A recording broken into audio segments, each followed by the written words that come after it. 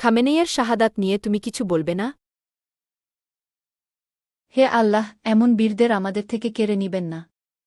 এমনিতে বিশ্বে কাপুরুষের সংখ্যা অনেক। এই যুগে একজন সিংহ জীবিত আছেন তা আমি দেখতে পাচ্ছি। তার আয়ু বৃদ্ধি করুন।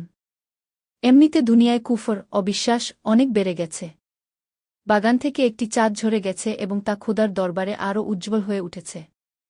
হোসেন আলাইহি ওয়াসাল্লাম সশরীরে নেই ঠিকই, কিন্তু প্রতিটি যুগে একজন হোসেন জীবিত আছেন, তা ওনার বংশের কেউ প্রমাণ করে দিয়ে গেছেন। যারা উঁচু তক্তে সিংহাসনে বসেও কিছু বলতে পারল না, তাদের জন্য আফসোস। মুমিনরা কত দেশ গড়েছে, কিন্তু নিজেদের মুমিন ভাইদের জন্য কিছুই করতে পারলে না। আফসোস আমাদের অসহায়ত্বের উপর এবং ধনী মুসলিমদের সম্পদের উপর। এত উঁচুতে পৌঁছেও কেউ খামেনেইয়ের মতো হতে পারলে না। আর ওইসব জাহেলদের, অজ্ঞদের জন্য বলছি, যাদের জন্য আমরা এবং পুরো উম্মত চিন্তিত, তোমরা কতজন আলীকে মারবে? প্রতিটি ঘর থেকে একজন করে আলী জন্ম নেবে। এটি মুর্তজার প্রতি ভালোবাসা।